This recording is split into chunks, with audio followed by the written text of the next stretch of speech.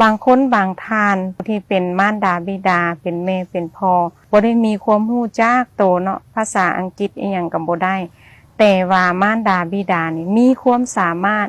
ที่จะเลี้ยงลูกนั่นให้เป็นคนดีแล้วเฮาเด้ผู้ที่เป็นลูกเคยสำนึกบ่แม่เฮาเป็นห่วงเฮาส่ำใดแล้วเฮาเคยเป็นห่วงแม่เฮาบ่เฮาเคยเป็นห่วงพ่อเฮาบ่มารดาบิดาบางคนเนาะเป็นกรรมกรหาเงินทุกข์ยากลำบากเนาะแต่ก็อยากให้ลูกนั้นมีการศึกษาที่ดีบ่อยากให้ลูกนั้นเป็นเหมือนกับตนเองเนาะ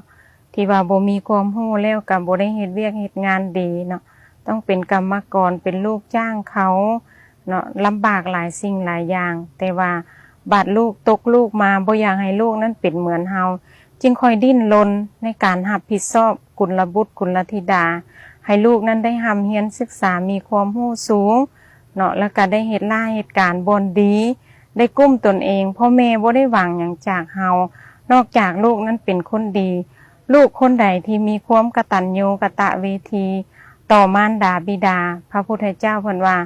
เป็นบุตรที่หาได้ยากในโลกเฮาเคยคิดบ่ว่ามื้อหนึ่งเฮาอยากจะมีโอกาสอยากจะมีเวลาได้เลี้ยงดูมารดาบิดาให้เพิ่นมีความสุขเนาะสมกับที่ว่าเพิ่นนั้นทุ่มเทกับเฮาเคยคิดบ่ผู้ที่เป็นลูกทุกคนเนาะเพราะว่ามารดาบิดานี่เป็นห่วงหลายมีความทุกข์หลายกับลูกในยุคปัจจุบัน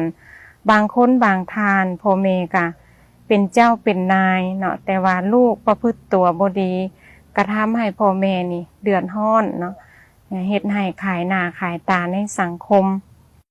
มื้อนี้ข้าน้อยก็จะมาเว้าเกี่ยวกับหลักธรรมที่พระพุทธเจ้าได้ทรงตรัสไว้เกี่ยวกับผู้ซี่ขุมทรัพย์เนาะพระพุทธเจ้าได้ตรัสกับพระอานนท์ว่าอานนท์เฮาจะบ่ทำกับพวกทานเหมือนสร้างปั้นหม้อที่ทำแก่หม้อที่ยังเปียกยังดิบอยู่อานนท์เฮาจักซี่โทษแล้วซี่โทษอีกบ่มีหยุดผู้ใดมีมรรคผลเป็นแกนสารผู้นั้นจะทนอยู่ได้คนเฮาควรเบิงผู้มีปัญญาใดๆที่คอยซี่โทษคอยกล่าวคำขนาบอยู่เสมอไปว่าผู้นั่นแหละเป็นผู้ซี่ขุมทรัพย์ควรคบบัณฑิตที่เป็นเช่นนั้นเมื่อคบกับบัณฑิตสนิทนั่นดูยอมมีแต่ดีท่าเดียวบ่มีชั่วเลยอันนี้เป็นหลักธรรมคำสอนที่พระพุทธเจ้าได้ทรงตรัสไว้แก่พระอานนท์แล้วเรื่องที่เป็นผู้ที่ซี่ขุมทรัพย์หรือว่าเฮามีมารดาบิดาที่คอยแนะนำบอกสอนกุลบุตรกุลธิดาคือลูกชายและลูกหญิงก็ตามเนาะถ้าพ่อแม่เฮานั่นบ่หวังประโยชน์บ่หวังความเกื้อกูลบ่มีความเอ็นดูสงสารเฮาเพิ่นจะบ่แนะนำบอกสอนเฮาฉะนั้นจึงว่ามารดาและบิดาเป็นครูเป็นพรหมเป็น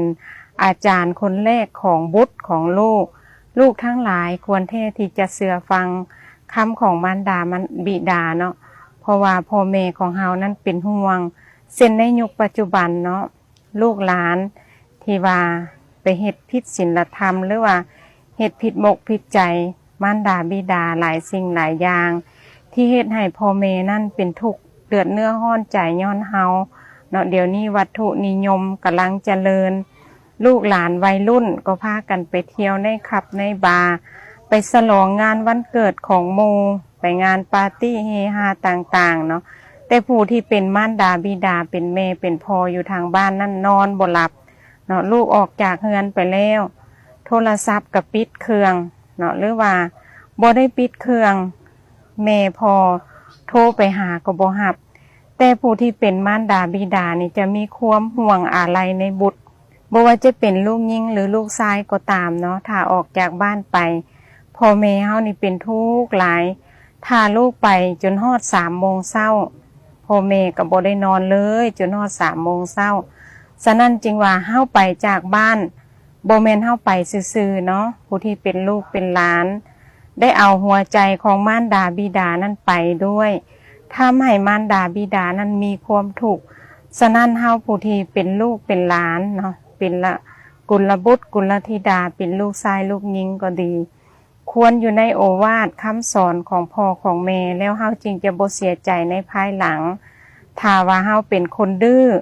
คนบ่เชื่อฟังความของพ่อของแม่เนาะเฮาก็ จะมีความเดือดเนื้อร้อนใจในภายหลัง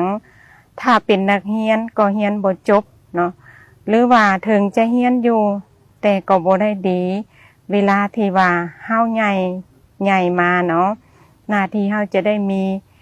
เวียกงานที่ดีมีอนาคตที่ดีแต่อนาคตของเฮาก็บ่ได้ดีเวียกงานที่เฮาจะได้เฮ็ดได้ทำระดับการศึกษาของเฮาบ่มีเฮาก็บ่ได้เฮ็ดเวียกเฮ็ดงานที่ดีย้อนหยังก็ย้อนว่าเฮานั่นเป็นผู้ที่บ่ได้เชื่อฟังคำมารดาบิดานั่นเองฉะนั้นผู้ที่เป็นแม่เป็นพ่อมีความห่วงใยกับกุลบุตรกุลธิดาเนาะมีความห่วงใยกับลูกทั้งลูกชายลูกหญิงนั่นแหละเพิ่นฮักเฮาหลายเพิ่นเพลงเฮาหลายควรแท้ผู้ที่เป็นลูกจะอยู่ในโอวาทคำสอนของพ่อของแม่ถ้าว่าเฮาไปก็ให้ไปได้เนาะก็บ่แม่นว่าบ่ได้ไปไสให้กักให้ขังอยู่แต่ในเฮือนบ่ได้เห็นไสไปได้แต่เฮาต้องฮู้เนาะแล้วก็มีสติดีแท้ก็คือให้พ่อให้แม่ของเฮาหรือว่ามีเอื้อยมีอ้ายเฮานั่นไปด้วยเนาะให้เฮามีสติแล้วเฮาจึงจะบ่เฮ็ดไปโลโลเลเนาะบ่เฮ็ดสิ่งที่บ่ดีในภายหลังแล้วเฮาก็จะเสียใจอันนี้นี่พ่อแม่เฮามีความเป็นห่วงเป็นใยเหมือนกันกับพระพุทธเจ้าที่เป็นห่วงเป็นใยเนาะได้ตัดหลักธรรมกับพระอานนท์ว่าผู้ซี่ขุมทรัพย์นี่ก็เหมือนกันถ้าเพิ่นบ่ฮักเฮาเพิ่นจะบ่เตือนเฮาบ่ว่าจะเป็นพ่อเป็นแม่หรือเป็นครูบาอาจารย์ก็ตามตลอดถึงหมู่เพื่อนเนาะถ้าว่าข้าเจ้านั่นบ่หวังดีกับเฮาบ่ฮักเฮาอีหลีความจริงนี่ไผก็บ่ค่อยอยากเว้าเนาะเพราะว่าคนเฮาแม่นอยู่ว่าทุกคนนี่มักความจริงแต่ถ้าเว้าความจริงคนเฮาบ่ค่อยจะยอมรับในความจริงนั้นๆฉะนั้นจึงว่าเฮาผู้ที่เป็นลูกเป็นเต้าเนาะในสังคมปัจจุบันเฮาก็ควรที่จะฮักและเคารพในมารดาบิดาเพราะว่าพ่อแม่ของเฮานี่ผู้ใดที่ว่ายังมีพ่อมีแม่อยู่เนาะบ่ให้เพิ่นเสียใจนำเฮาเพิ่นฮักเฮาส่ำใดทนุถนอมอยากกินหยังถึงตนเองบ่ได้กินก็ตามดิ้นรนหามาให้ลูกได้กิน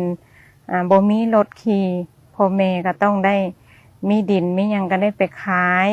มาซื้อรถซื้อหยังให้ลูกเนาะลูกยันแต่ลูกสิบ่มีความรู้เนาะให้ลูกนั่นได้รับการศึกษาอย่างดีเนาะโรงเรียนตัวใดที่แนะนำบอกสอนดีพ่อแม่ก็อยากจะเอาลูกนั้นไปฝากอยากจะเอาลูกนั้นไปเรียนแต่เวลาที่ลูกใหญ่กล้าหน้าบานมาเนาะเป็นเฒ่าเป็นนางมาเฮาสัมผัสไปประพฤติสิ่งที่บ่ดีบ่สมกับมารดาบิดาที่ห่วงใยอาลัยในตัวเฮาเนาะส่งเสริมให้เฮาได้ร่ำเรียนได้ศึกษาบางคนบางท่านผู้ที่เป็นมารดาบิดาเป็นแม่เป็นพ่อบ่ได้มีความรู้จักโตเนาะภาษาอังกฤษอีหยังก็บ่ได้แต่ว่ามารดาบิดานี่มีความสามารถที่จะเลี้ยงลูกนั่นให้เป็นคนดีแล้วเฮาเด้ผู้ที่เป็นลูกเคยสำนึกบ่แม่เฮาเป็นห่วงเฮาส่ำใดแล้วเฮาเคยเป็นห่วงแม่เฮาบ่เฮาเคยเป็นห่วงพ่อเฮาบ่มารดาบิดาบางคนเนาะเป็นกรรมกรหาเงินทุกข์ยากลำบากเนาะแต่ก็อยากให้ลูกนั้นมีการศึกษาที่ดีบ่อยากให้ลูกนั้นเป็นเหมือนกับตนเองเนาะที่ว่าบ่มีความรู้แล้วก็บ่ได้เฮ็ดเวียกเฮ็ดงานดีเนาะต้องเป็นกรรมกรเป็นลูกจ้างเขาเนาะลำบากหลายสิ่งหลายอย่างแต่ว่าบาดลูกตกลูกมาบ่อยากให้ลูกนั้นเป็นเหมือนเฮาจึงคอยดิ้นรนในการรับผิดชอบกุลบุตรกุลธิดาให้ลูกนั้นได้ร่ำเรียนศึกษามีความรู้สูงเนาะแล้วก็ได้เฮ็ดเหตุการณ์บ่ดีได้กุ้มตนเองพ่อแม่บ่ได้หวังหยังจากเฮานอกจากลูกนั้นเป็นคนดีลูกคนใดที่มีความกตัญญูกตเวที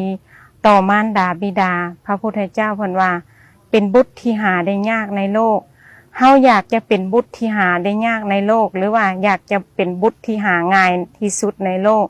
บุตรที่หาได้ยากในโลกนั่นก็คือบุตรที่เชื่อฟังความมารดาบิดาถึงเฮาเรียนบ่เก่งก็ตามเนาะแต่เฮานั่นประพฤติตัวอยู่ในโอวาทคำสอนของมารดาบิดาเพียงเท่านี้พ่อแม่นั่นก็มีความสุขจากตัวลูกแล้วเนาะแล้วพ่อแม่นั้นบ่ได้หวังหยังจากเฮาเนาะขอให้ลูกนั้นเป็นคนดีพ่อแม่ก็มีความสุขใจ ตายก็ตายตาละ